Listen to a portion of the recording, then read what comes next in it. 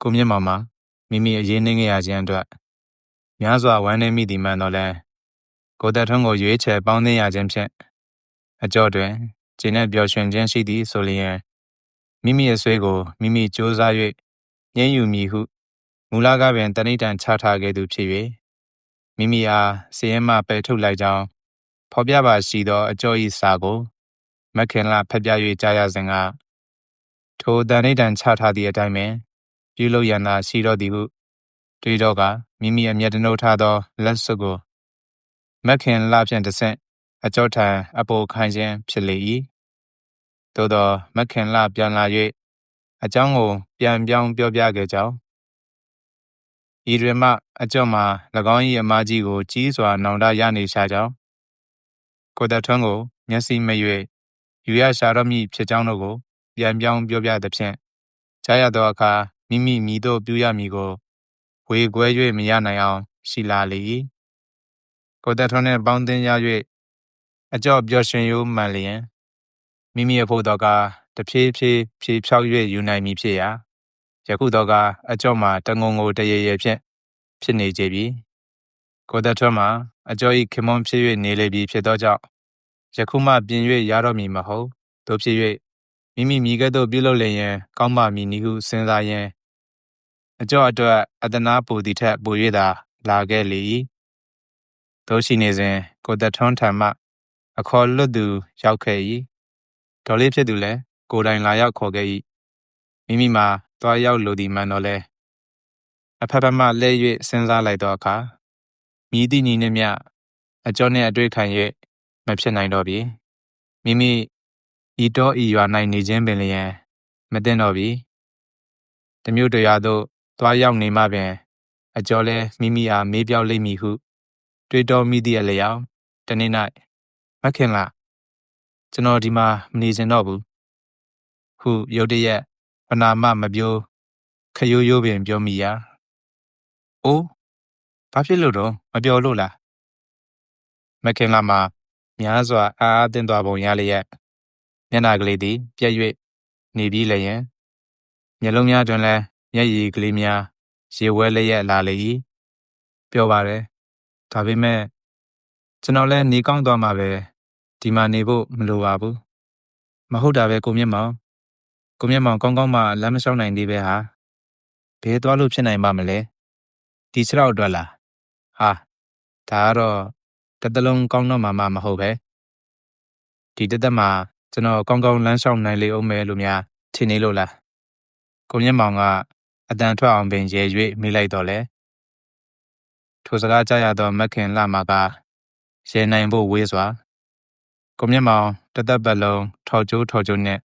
လမ်းလျှောက်နေရတော့မိအရေးကိုပြေး၍သတိရမြင်ရောက်မိကတခါတည်းငိုလိုက်ချင်သောစိတ်များပင်ပေါ်ပေါက်လာလေ၏ဒါပေမဲ့ကိစ္စမရှိပါဘူးဒီဂျိုက်တောက်ကလေးပါရင်လူရာကိုထောက်ပြီးသွားနိုင်တာပဲကိုမြင့်မောင်ဘယ်ကိုသွားမှလဲမြို့ကိုမပြန်တော့ဘူးဆိုတာတော့အသေးအကြပဲတခြားဘယ်ကိုသွားရမယ်ဆိုတာတော့မပြောတတ်ဘူးဥရရာပဲဆိုပါတော့အိုးကိုမြင့်မောင်မြို့ကိုပြန်နေဆိုရင်တော်သေးရဲ့တွေ့ကြရထွက်သွားလို့ဖြစ်ပါမလားမြို့ကိုပြန်လို့မဖြစ်ဘူးထင်တယ်မခင်လားမြို့ကိုပြန်ရင်ကိုမြင့်မောင်မှာရှေ့သို့ဆက်၍မပြောဘဲမျက်နှာကိုတစ်ဖက်လွှဲကတစုံတစ်ခုကိုစဉ်းစား၍နေလေ၏မြို့ကိုပြန်လို့ဘာဖြစ်လို့မဖြစ်မှာလဲကိုမြင့်မောင်ကျမတို့လိုက်ပုံမှာပေါ့မဟုတ်ဘူးဒါအတွက်မဟုတ်ဘူးတို့မခင်လာတော့အကြောင်းတည်ပြီးသားမို့ပြောလည်းမထူပါဘူးကျွန်တော်မြို့မှာနေရင်အကျော်စိတ်ကောင်းနိုင်မှာမဟုတ်ဘူးဒီမှာနေတာတောင်ကြည့်လေဘယ်လိုလဲဆိုတာအကျော်ကျွန်တော်အတွက်စိတ်မကောင်းဖြစ်နေတာကိုသက်ထွန်းသိသွားရင်လည်းမကောင်းဘူးဒီတော့ကျွန်တော်တခြားကိုရှောင်ထွက်သွားရင်အားလုံးအေးကြမှာပဲသွားဆိုမနှက်ဖြန်ပဲသွားခြင်းနဲ့မြန်လာကြီးလားကိုမြင့်မောင်ကျမတော့ဘာပြောရမှန်းမသိပါဘူးကျမတို့တော့ဝမ်းသာနေတာကိုမြင့်မောင်ကိုတစ်သက်လုံးလှုပ်ကြွရတော့မဟဲလို့မခင်လာတို့ကိုလည်းအင်မတန်ကျေးဇူးတင်ပါတယ်ဒါပေမဲ့ကျွန်တော်မှာတာဝန်ကလည်းရှိသေးတယ်နေထိုင်မကောင်းတော့ကမလုံနိုင်ရင်ရှိသေးတော့ နေထိုင်ကောင်းရက်နဲ့အလကားထိုင်မနေခြင်းမူ။အော်တခါတလေတော့အနားကလေးပါကလေးများလဲရိုးမပေါ်ကိုမြင့်မောင်တခါကအနားယူပြီးခဏလောက်အိပ်မိတယ်မခင်လားအဲ့ဒီအတွက်ကိုချစ်သူတယောက်လုံးဆုံးရပြီအခုပြောတာတော့ဒါကြောင့်ရလို့မဟုတ်ပါဘူးလောကမှာကိုတက်နိုင်တာကလေးတွေကိုလှုပ်ပေးရတာပျော်ရွှင်စရာအကောင်းဆုံးပဲလို့ကျွန်တော်အောက်မေ့မိတယ်ဘယ်နေရာမှအတီးတကျမနေဘဲနဲ့မြမပြည်ကိုရှောက်လဲပြီးဝေဒနာရှင်တွေလိုက်ပြီးကုရင်သိကောင်းမှာပဲလို့ကိုမြင့်မောင်ဟာဖះလောင်းပဲကိုမြင့်မောင်ကိုကျမတို့သိပ်ပြီးကြည်ညိုတာပဲကိုမြင့်မောင်လိုလူတွေအများကြီးရှိရင်ဒီကမ္ဘာလောကကြီးဟာအင်မတန်ကိုตายရမှာပဲမလုပ်ပါနဲ့ဗျာကျွန်တော်ဖះလောင်းရဲ့ခြေဘဝကမြေမှုန့်တော်မမိသေးပါဘူးကျွန်တော်မှာတာဝန်ကိုလုပ်ရတာပါအဲ့ဒါတော့အိပ်ရတာတစ်ဖက်စားရတာတစ်ဖက်နဲ့ကောင်းကောင်းကိုမလုပ်ရဘူးမခင်လာရဲ့ဝိုင်းဆက်သောမျက်လုံးကြီးများသည်ကိုမြင့်မောင်အားမချင်မရဲသောအမူအရာဖြင့်မျက်တော်မခက်ပဲကြည့်နေရာစောစောကလဲနေသောမျက်ရည်များတဖြည်းဖြည်းပါးပြင်ပေါ်သို့စီးဆင်းလာလေ၏ကိုမြင့်မောင်လည်းတပြင်းတစ်ချက်ချပြီးလျင်ဂျိုင်းညက်ဖြင့်ထောက်ခါထောနဲ့နဲ့လက်ထွက်သွားလေရာမခင်လာမှာမမြင်သောမျက်လုံးဖြင့်ကိုမြင့်မောင်၏တနာပွေရသောအခြေအနေကိုမျက်စိတစုံကြည့်လိုက်ပြီးနောက်နီးရကလေးထိုင်တွင်ထိုင်ကားအဘဲကြောင့်ဟူ၍မိပင်မသည်ငိုခြင်းတလိုလိုရှိသည်နှင့်မျက်နာကိုအုပ်လျက်တရှုပ်ရှုပ်ငိုယိုမိလေ၏ညနေဘက်မျက်နာချင်းဆုံ၍ထမင်းစားကြသောအခါတွင်မခင်လာမှာများစွာမျက်နာမတလားအတော်ကြီးမှလည်းငြိမ်ချက်သားကောင်းလာသောကြောင့်ဧကနာအကျိုးအကြောင်းကိုမခင်လာပြောပြီးပြီဟုအကဲခတ်မိလေ၏သို့သော၎င်းတို့အပြောကိုပင်စောင်းဦးမိဟုကြံစီပြီးလျင်ထမင်းကိုအင်ဒရီမပြတ်ဆက်လက်၍စားနေလေရာတခဏမျှကြာသောအခါ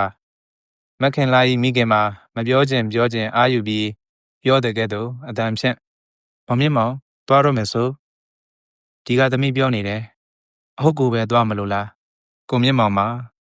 အတော်ကြီးများကိုအနှင်းငယ်မြပင်စန့်ကျင်ခြင်းအမှုမပြုလိုသည်မှန်တော့လဲ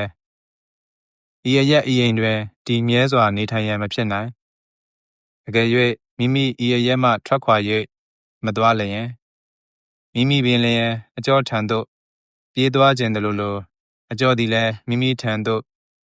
ပြေးလာမယောင်ယောင်စိတ်တွင်ဖြစ်ပျက်ထင်မြင်လျက်ရှိကြသောကြောင့်စောစောကမခင်လာကိုပြောပြသည့်အတိုင်းအတော်ကြီးများအားပြောပြရလေ၏အတော်ကြီးများမှာကိုမြင့်မောင်အားအခြားတစ်ပါးသို့ထွက်ခွာသွားစေလိုသောစန္ဒအနှဲငယ်များမရှိ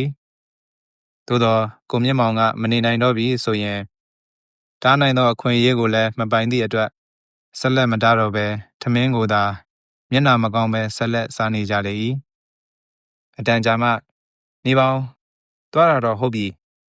ဘယ်သွားမယ်များကြံတော်ဟုအတော်ကြီးကမေး၍ကိုမြင့်မောင်လည်းမိမိတွင်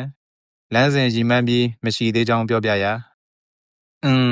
ရောက်ရပေါက်ရသွားမယ်ဆိုပါတော့ဖြစ်ပါမလားမောင်မြင့်မောင်ရဲ့ကို့မှာအရင်ကလိုလည်းမဟုတ်တော့ဘူးအေးတတနေနိုင်မဲ့နေရာကိုရှာဖွေပြီးနေပါမှပေါ့တော်ပြောတာမှန်ပါတယ်ကျွန်တော်လည်းကျွန်တော်ကိုအရင်ကလိုမဟုတ်မှန်းသိပါတယ်နှုတ်ပေမဲ့ဒီမှာကြည်ပဲဘာမှမလုပ်မကိုင်ပဲနေဖို့ကမဖြစ်ဘူးတော့ဒါကြောင့်ကျွန်တော်လည်းရည်ကြည်ရာမျက်နှာရဆိုသလိုသွားဖို့ဆုံးဖြတ်ရတာပဲတားမရရင်လည်းသွားတာပေါ့ကွယ်နှုတ်ပေမဲ့အတော်အကျန်တစ်ခုပေးခြင်းနဲ့ကွသွားမဲ့သွားရင်တခြားကိုမသွားနဲ့အတော်ညီမများတာယာဝရီ30ဘက်မှာရှိလေရဲ့အဲ့ဒီဘက်သွားပြီးနေစေခြင်းနဲ့ပြောသလောက်နေတာပေါ့သူတို့မှလည်းတာဝန်မလေးပါဘူးဒီတော့အတော်တို့လည်းမောင်မြင့်မောင်ကိုစိတ်ချနိုင်မှာပဲဘယ်နဲ့သဘောရတယ်လဲပြောကွကိုမြင့်မောင်သည်ရုတ်တရက်အပြေမပေးသေးပဲစဉ်းစားပြရစီအောင်ဟုတောင်းပန်ကထမင်းပွဲမှထား၍လာခဲ့လေ၏ဒေါ်ကြီးများအကြံပေးသည့်အတိုင်းလိုက်နာရရင်ကောင်းလေမည်လောဒိုဒီမဟုတ်မိမိထင်ရာကိုလွှင့်ရလျင်ကောင်းလေမည်လောဟုတွေးတောရင်း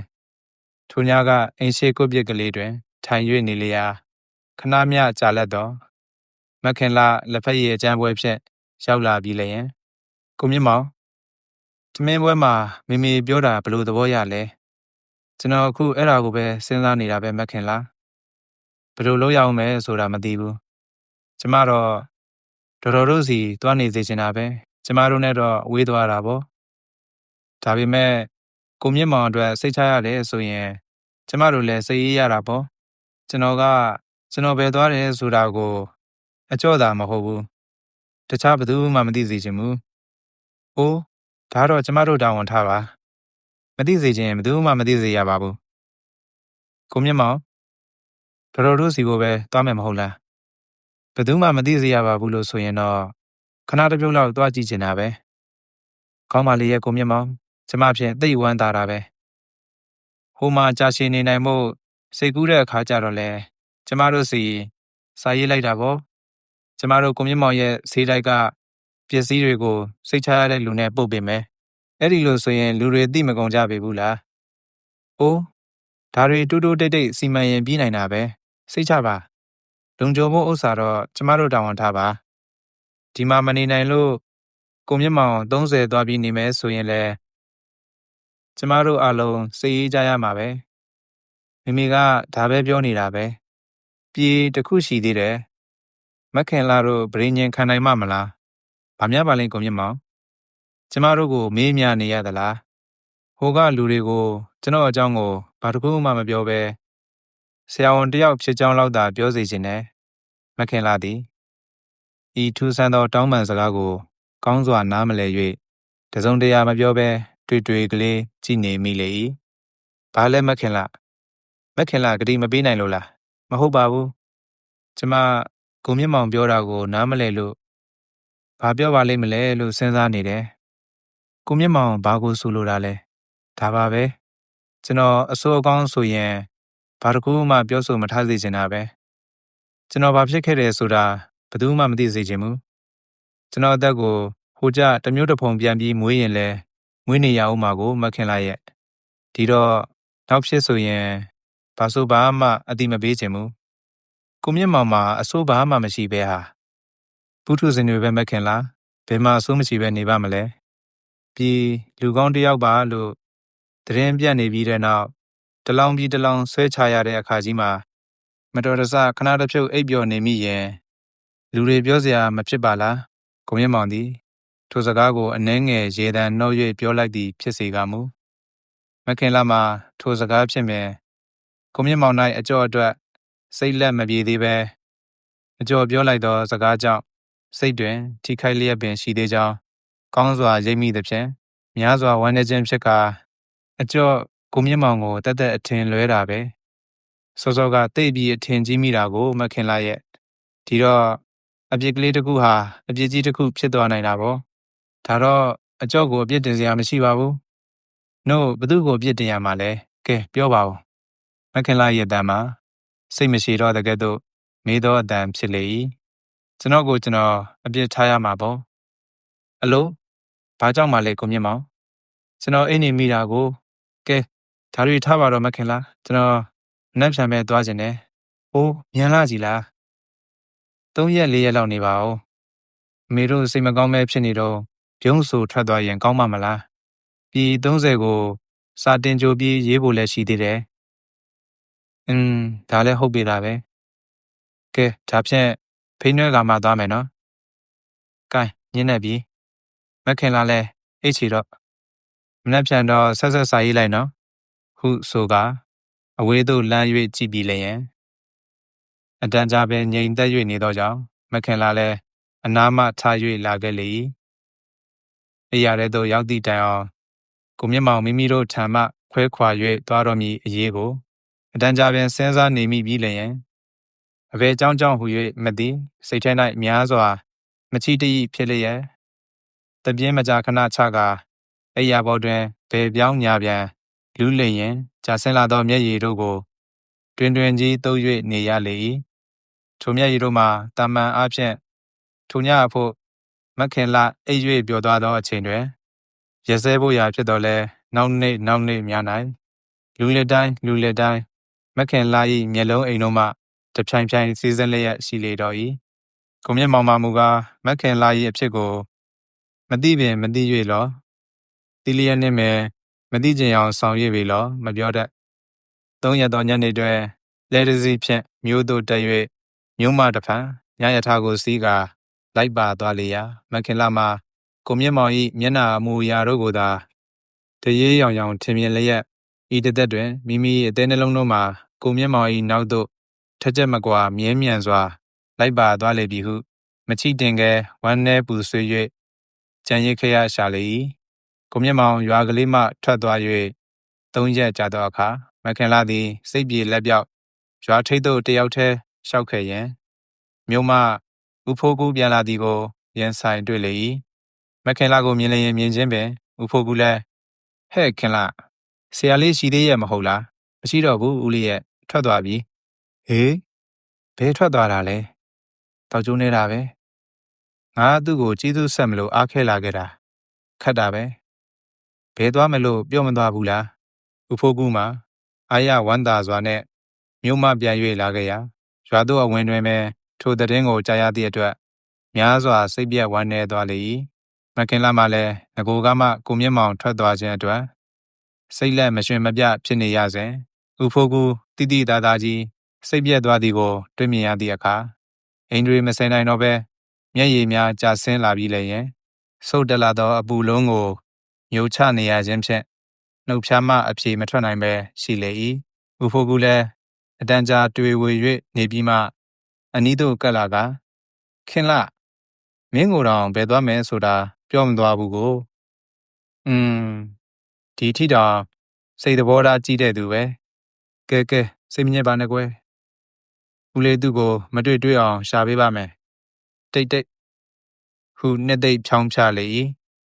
ဤသို့နှစ်သိမ့်ဖြောင်းဖြကမှပင်မခင်လာမှာမြို့သိမ့်ထားသောအပူကိုဖုံးဖိခြင်းကမတက်နိုင်တော့ပဲမျက်နာကိုလက်ဖြင့်အုပ်ခါရှိုက်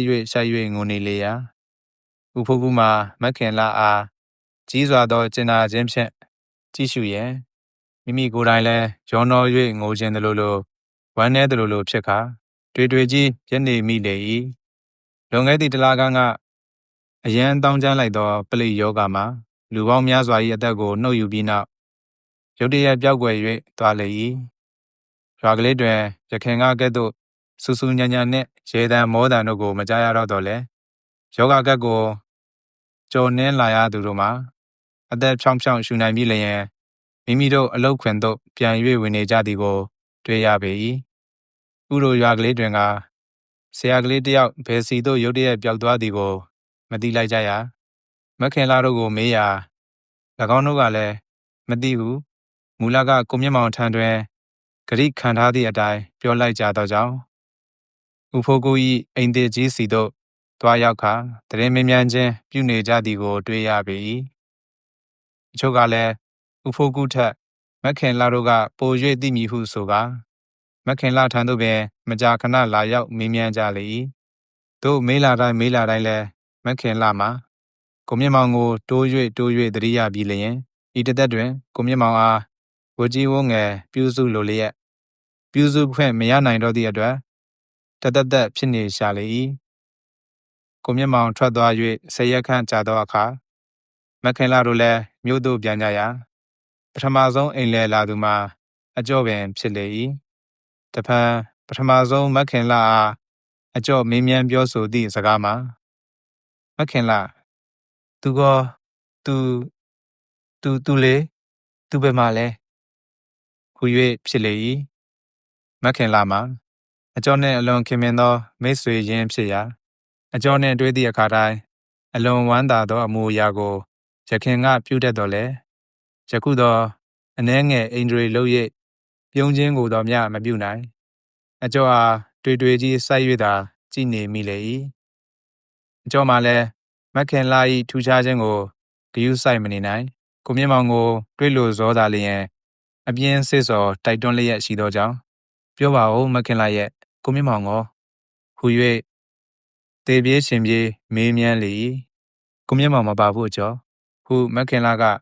ဖြင်းချင်းစွာပြောရာအကျော်မှာချက်ချင်းမျက်နှာကလေးငယ်သွားပြီးလျင်ဟုပါးစပ်မှလှုပ်ခနဲထွက်သွားလေ၏ နောက်မှဘာဖြစ်လို့လဲသူဘယ်မှာလဲထွက်သွားပြီဘယ်စီကိုထွက်သွားတယ်မသိဘူးကျမတို့ကိုလည်းအတိပေးမသွားဘူးဟုမက်ခင်လာကမပြောချင်နဲ့ကိုမြင့်မောင်နှုတ်ပိတ်သွားသည့်အတိုင်းပြောလိုက်သည်တွင်အကျော်မှာဘာမှမပြောနိုင်တော့ဘဲနီးရကလေးထိုင်၌မိမိကိုယ်ကိုပြည့်၍ထိုင်လိုက်ပြီးလျင်လင်းများစွာဆိုး၍လာသောမျက်ရည်ဥတို့ကိုလက်ကင်ပေါ်လေးဖြင့်သိုး၍နေလေ၏ထို့နောက်ရှိုက်၍ငိုနေသောအတန်ကိုကြားရသဖြင့်မက်ခင်လာလည်းမျက်ရည်များရှိုင်း၍နေသောမျက်စိဖြင့်အကျော်အားလှမ်း၍ကြည့်လိုက်ရာအကျော်မှာ၎င်း၏လက်တွင်ဝတ်ဆင်ထားသည့်ကိုမြင့်မောင်လက်ဖွဲ့သွားသောလက်စွပ်ကလေးကိုလက်ရဘက်လက်ဖြင့်ကျင်နာယူရစွာကင်တွယ်လျက်ကျူချငိုနေသည်ကိုတွေ့ရသည့်အတွက်မိမိလည်းစိတ်ကိုချုပ်တီး၍မရနိုင်တော့ပဲကလေးထိုင်ကြီးပေါ်သို့ပြစ်လဲကအကျော်၏နီးတူရှိုက်၍ငိုနေမိလေ၏